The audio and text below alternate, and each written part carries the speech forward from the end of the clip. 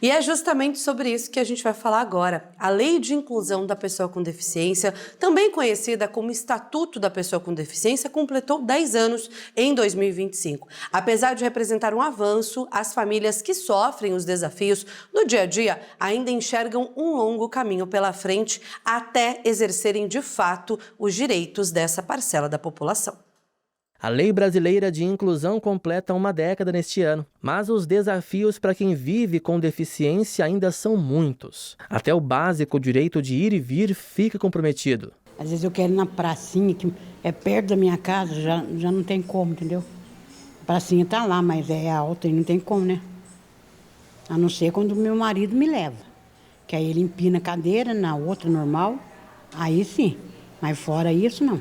Igualdade de direitos é luta diária da Andréia e da dona Nair, filha e mãe. A Andréia tem distrofia muscular e é atendida semanalmente nesta Associação dos Deficientes Físicos de Lorena, no interior de São Paulo. A interação com o pessoal faz com que a gente olhe para o outro, né? E não fique parado só no nosso problema. Foi o maior presente que Deus colocou na minha vida. Foi ela.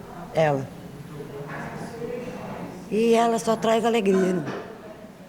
E dizer dificuldade, não. Na nossa vida não existe dificuldade. Nem na minha, nem na dela. Entendeu? É só a vitória. A Eliana é uma das assistidas dessa associação há 6 anos, enquanto a Andréia está há 3 anos recebendo atendimentos também nessa mesma associação. Ao todo, são quase 120 pacientes por mês que passam por aqui. Existem pacientes que, por vezes, é o único lugar que eles têm para sair, para ter uma socialização, para ter um local, né? Então, às vezes, a gente leva eles ao shopping, né? Faz um trabalho para poder sair desse local, não só instituição, mas local que eles possam ter mais convívio, né? E o lado psicológico também, você ficar em casa. A gente pensa enquanto pessoa, né, que nós temos mobilidade, eu posso sair, de repente você está doente, não pode sair mais do seu convívio normal. Qual é a sensação que a gente tem?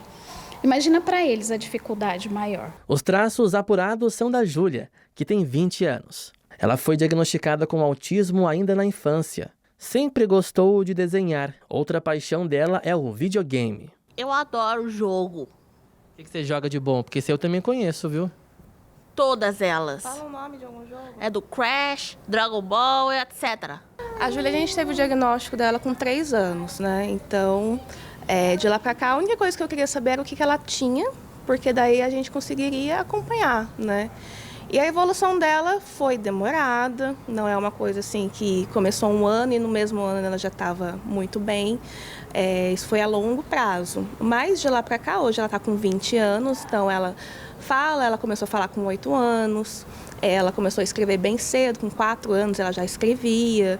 E depois que ela começou a falar, tudo ficou mais fácil, né, de entender. Ela aprendeu a entender os sentimentos dela e a dizer o que é que ela está sentindo. No Brasil, o transtorno do espectro autista é oficialmente reconhecido como uma deficiência desde dezembro de 2012. Na teoria, uma mudança na legislação que traria avanços para pessoas com TEA, garantindo direitos e benefícios previstos para pessoas com outros tipos de deficiência. Mas, na prática, um avanço tímido, em que a voz ativa dos pais é necessária para alcançar os direitos. Hoje em dia é mais aberto, a gente vê aí muitos espaços, né, para eles, mas antigamente não era assim. Então, eu tive que aprender a ter voz, para poder ser a voz dela e poder conseguir tudo que ela tem direito. É difícil, não é fácil, mas devagarzinho a gente foi quebrando as barreiras até conseguir tudo que ela tem direito. A Lei Brasileira de Inclusão da Pessoa com Deficiência de 2015 garante o direito à igualdade e não discriminação, a capacidade civil plena, a acessibilidade universal, educação inclusiva, a saúde e a reabilitação, o transporte e a mobilidade, além de outros direitos e deveres. Além dos exemplos de entidades e associações, em muitos casos a inclusão começa aqui mesmo, dentro da própria casa. A Priscila e o Paulo são pais do Francisco. Ele foi diagnosticado com surdez aos 3 anos de idade. E de lá para cá a família viu suas vidas mudarem muito. Mesmo com receio, eles decidiram aprender a língua brasileira de sinais, Libras, para se comunicar melhor com o pequeno Francisco. Eu tive o sentimento de alívio, porque finalmente eu ia, nossa, vou saber como lidar com meu filho, então agora eu vou fazer Libras. O meu marido teve a princípio esse sentimento de luto, ficou chateado, esperando assim, nossa, vamos esperar um milagre, vai acontecer um milagre. Mas assim, eu já era diferente, eu já pensava assim, não, mas o meu milagre está aí, o Francisco está aí saudável, é uma criança alegre, feliz, cativante. Então, assim, para mim ali já era um milagre. Em todo o país, 10 milhões de brasileiros apresentam algum grau de surdez, enquanto 2 milhões e 700 mil pessoas têm surdez profunda.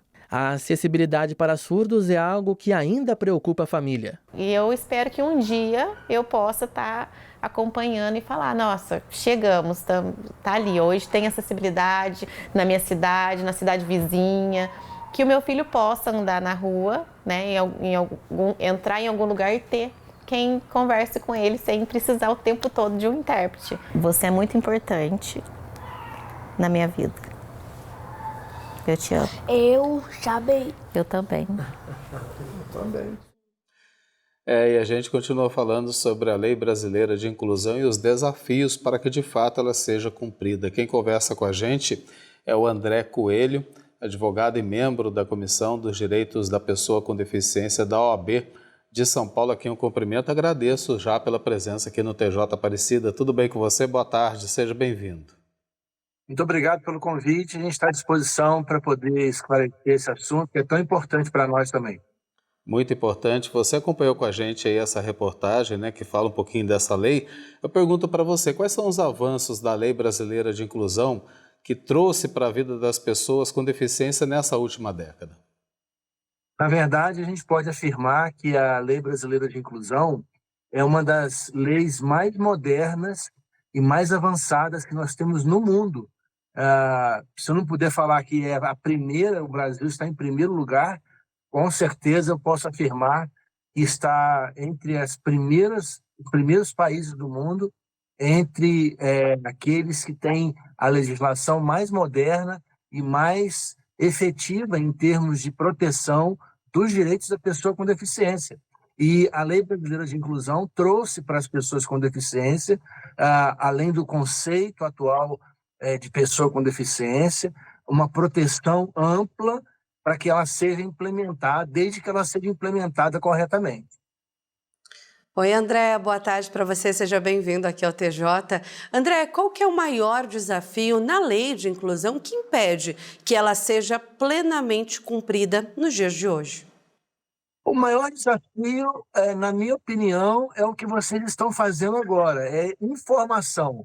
As pessoas precisam ser informadas, a população precisa ser informada que existe uma legislação em vigor que protege seus direitos, como educação, acessibilidade, saúde, acesso a cotas, né, em concursos públicos, em escolas, enfim, ao trabalho. Então, essa informação ela é essencial para que as pessoas com deficiência e as famílias de pessoas com deficiência possam acessar esses direitos que a Lei Brasileira de Inclusão trouxe. Infelizmente, né, André, o desconhecimento ainda é uma grande barreira, principalmente para essas pessoas que dependem, né, dos serviços básicos e públicos. Capacitismo é a discriminação, preconceito contra pessoas com deficiência. Como tem sido a aplicação da lei nesses casos? Afinal, tem previsão até de reclusão, né, André? Na verdade, existe um artigo na própria LBI que prevê a pena de prisão para casos de discriminação ou tratamento desigual para pessoas com deficiência. E, para que vocês tenham uma ideia, aqui no estado de São Paulo nós temos uma delegacia especializada em crimes contra pessoas com deficiência.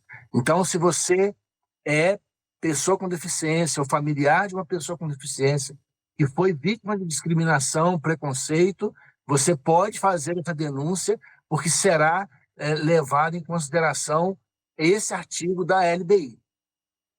André, a acessibilidade em espaços públicos e privados avançou desde a implementação da lei, ou ainda há uma distância entre o que está previsto, escrito, e a realidade? Infelizmente, esse é o ponto ruim, o ponto negativo que a gente vai ter que destacar. a gente não pode omitir, né, e nem inventar uma realidade, apesar do que eu falei no início da reportagem, da LBI ser uma das leis mais avançadas do mundo em termos de proteção da pessoa com deficiência, nós ainda estamos muito distantes da sua implementação completa, da sua efetivação, por falta de informação, falta de interesse público realmente de se implementar políticas públicas que possam facilitar e levar dignidade para a vida dessas pessoas. André, uma questão muito importante, a gente que está tratando aqui da acessibilidade, principalmente dessas pessoas com deficiência. A lei que a gente está falando, está abordando, está completando 10 anos, prevê também a questão do ensino inclusivo. Mas temos visto vários casos de escolas que se negam a aceitar crianças com autismo, por exemplo. O que fazer nesses casos? Cabe denúncia? Para quem denunciar? Existe punição para as instituições que se negam a aceitar esses alunos? Até mesmo aceitam, mas não oferecem condições para ensiná-las? A sua pergunta é excelente e é muito importante que a gente saiba e tenha esse conhecimento de que, diante de uma situação dessa, de não só de rejeição de uma matrícula de uma criança com deficiência, qualquer tipo de deficiência, ou até mesmo durante o período letivo, a criança é sutilmente convidada a se retirar da escola, a família pode denunciar isso ao Ministério Público local, que é o responsável por esse setor de fiscalização da lei em relação às crianças. Então, é muito importante, num primeiro momento, não adianta fazer nenhum relato à polícia, porque não se trata de caso de polícia, mas sim ao Ministério Público. André, muito obrigado, viu, pela sua participação aqui no TJ, para a gente trazer esse assunto em debate, que é tão importante, precisa ser falado cada vez mais. Obrigado pela sua participação. A gente agradece. Obrigado. Um abraço para você, uma boa André. tarde.